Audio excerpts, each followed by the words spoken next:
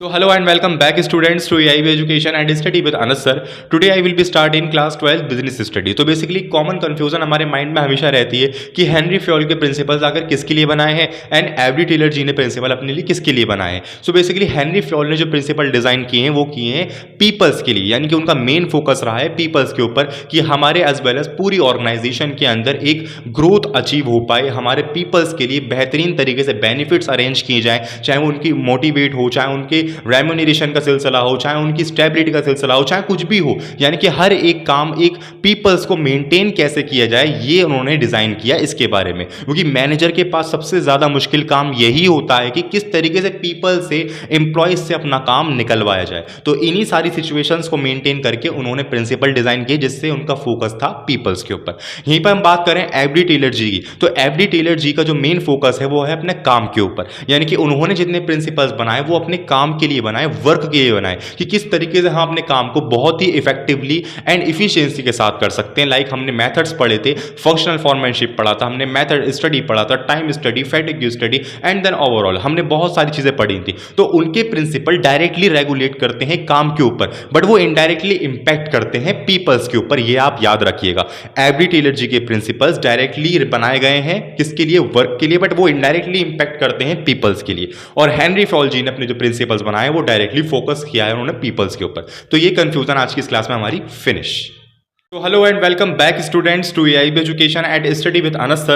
Today I will be starting class 12th business study chapter number 2 principles of management, जिसको हमने last class के अंदर cover किया था हेनरी फ्योल प्रिंसिपल्स को, और 8 प्रिंसिपल्स की डेफिनेशन हमने जानी थी. सो आज की इस क्लास में हम बात करेंगे 9th प्रिंसिपल से. अगर आपने पहली क्लास नहीं देखी तो आप डायरेक्टली इसी वीडियो से देख सकते हैं, इस वीडियो की एंड स्क्रीन में वो क्लासेस लगी हुई हैं. सो स्टार्ट करते हैं अपनी क्लास को और समझते हैं हर एक इंपॉर्टेंट कॉन्सेप्ट को एक brief, best and short explanation के साथ. So let's start. सो देखो फर्स्ट ऑफ ऑल हमारे पास क्या चीजें आ रही हैं. फर्स्ट ऑफ ऑल हमारे पास आ रहा है स्केलर चेन. तो देखो स्केलर चेन का मतलब आपको बता देता हूं. स्केलर चेन का मतलब ये होता है कि बेसिकली एक फ्लो ऑफ कम्युनिकेशन हमारी ऑर्गेनाइजेशन के अंदर किस तरीके से रहने वाला है, क्या क्या रिपोर्टिंग रिलेशन होगा, हमारी बात किस तरीके से टॉप लेवल ऑफ मैनेजमेंट तक पहुंच पाएगी, वो सब चीजें हमें स्केलर चेन बताती है. यहीं इसी बीच आपको एक लाइन ड्रॉ होती हुई दिख रही होगी, इसको बोलते हैं गैंग प्लैंक. इसका मतलब ये होता है एक शॉर्टकट होता है अपनी बात को किसी तक पहुंचाने का.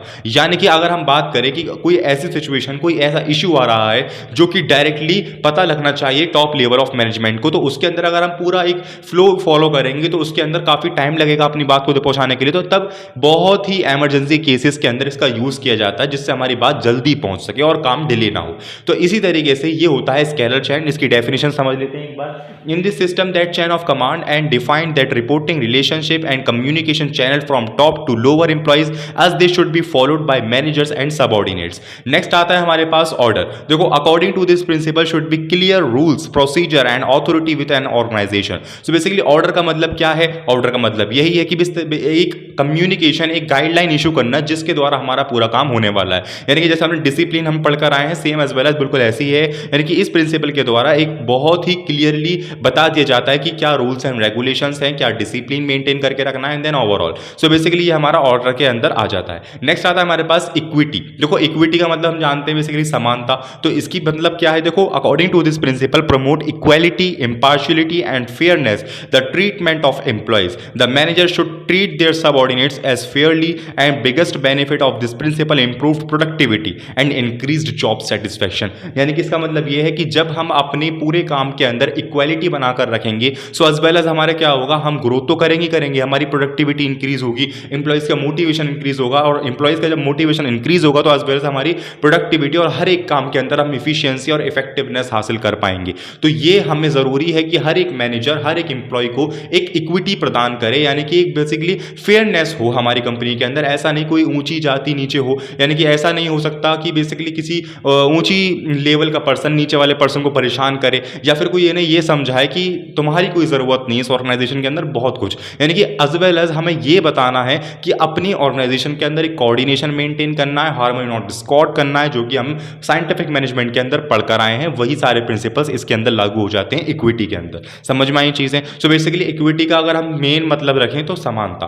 ठीक, नेक्स्ट आता है हमारे पास, देखिए स्टेबिलिटी ऑफ पर्सनल, यानी कि stability refer to job security, employees should have a reasonable expectation of continued employment. Stability and security can create enable employ to achieve a better balance work and personal life. So basically देखो क्या होता है, अगर हम एक सरकारी job की बात करें तो उसमें क्या होता है 60 साल तक हम फिक्स हो जाते हैं, यानी 60 साल तक हमें तो कोई जॉब से हटा नहीं आने वाला, हमारे ट्रांसफर्स हो सकते हैं बट हम जॉब से नहीं हटेंगे। यहीं पर अगर हम प्राइवेट कंपनी की बात करें तो उसमें जॉब का भरोसा नहीं होता। तो यहाँ यही समझाने की कोशिश की गई है कि कम से कम अपने एम्प्लॉइज़ को हम इतना स्टेबल तो रखें कि वो अपनी पर्सनल लाइफ की एक्सपेक्टेशन को पूरा कर सके, अपनी जो उनकी ग्रोथ करने की चाह है उसको वो अचीव कर सके, यानी कि हम कम से कम उनको एक रीजनेबल ईयर्स के अंदर काम करने तो दें, बहुत ही जल्दी जॉब से ना निकालें, बहुत ही कोई बड़ी सिचुएशन आ जाए या फिर कोई ऐसा इशू आ जाए जॉब से निकालने के लिए तब इसको फॉलो किया जाए। अदरवाइज हमें स्टेबिलिटी प्रोवाइड करनी है अपनी पूरी ओवरऑल ऑर्गेनाइजेशन के अंदर, जिसके द्वारा हमारे हर एक एम्प्लॉय की पर्सनल लाइफ भी बेटर हो और एज वेल एज हमारे ऑर्गेनाइजेशन की ग्रोथ भी हो। ठीक है, नेक्स्ट आता है हमारे पास इनिशिएटिव। देखो इसका मतलब क्या है, according to this principle employees are encouraged to take the initiative, shares their ideas and suggest improvement there leading improved productivity and performance. So basically इसका मतलब यह है इस प्रिंसिपल के द्वारा हमें अपने ऑर्गेनाइजेशन के अंदर ऐसी अपॉर्चुनिटीज रखनी चाहिए जिससे हमारे हर एक लेवल का एम्प्लॉय अपनी बात को कह सके, अपने आइडियाज को डिफाइन कर सके, अपनी थिंकिंग को डिफाइन कर सके, क्योंकि हर एक पर्सन का अलग अलग नजरिया होता है सोचने का। तो उसके द्वारा अगर हम सभी की थिंकिंग पावर लेंगे, सभी के आइडियाज को मेंटेन करेंगे तो हम बहुत ही इफेक्टिवली एंड स्ट्रेटेजी के साथ अपनी प्लानिंग को प्रिपेयर कर सकते हैं। और जब हमारी प्लानिंग ही बहुत अच्छी तरीके से प्रिपेयर होगी तो एज वेल एज हमारे काम में तो इफिशियंसी आना लाजमी ही है। सो ये हमें बताया रखा है कि ऐसे प्रोग्राम किए जाएं, ऐसी अपॉर्चुनिटीज दी जाएं जिससे हर लेवल ऑफ मैनेजर्स का यानी वर्कर्स तलक का भी हम आइडिया टेक ओवर कर सकें। तो ये होता है हमारा 13 principle. 14 principle and last principle की तरफ आ गए हम, एस्पिरिट डी कॉर्प्स। तो इसका मैं एक सिंपल मीन बताऊं तो टीम वर्क, या आप समझो टीम वर्क है ये। ठीक है, the principle is no as the principle of team work और promote group activity. They promote a positive and collaboration work environment where the employees feel motivated. यानी कि हमें टीम वर्क के अंदर कोऑर्डिनेशन मेंटेन करके रखना है, एक दूसरे के महत्व को समझना है, एक दूसरे की नीड को समझना है और अपने काम को करना है, जिससे हमारे एम्प्लॉइज तो मोटिवेट होंगे एंड एज वेल एज हम भी, हमारी ग्रोथ भी होगी और हमारे जितने भी हमारे ऑब्जेक्टिव्स होते हैं वो भी हम अचीव कर पाएंगे एंड बहुत सारे बेनिफिट्स हम टेक ओवर कर सकते हैं अगर इन सारे प्रिंसिपल्स का अगर हम यूज करें तो। सो बेसिकली आज की इस क्लास के अंदर हमने सभी चीजें समझ ली, 14 प्रिंसिपल्स हमारे फिनिश हो चुके हैं। अगर आपने पहले ही क्लासेस नहीं देखी तो इजीली आप चैनल पे जाके देख सकते हैं, हर एक चैप्टर की हर एक बेहतरीन तरीके से इस पे स्पेसिफिक प्लेलिस्ट क्रिएट है and brief best and short explanation भी वहाँ अवेलेबल है। तो डायरेक्टली आप जाके देख सकते हैं, अपनी पढ़ाई को बहुत ईजी बना सकते हैं। Thank you.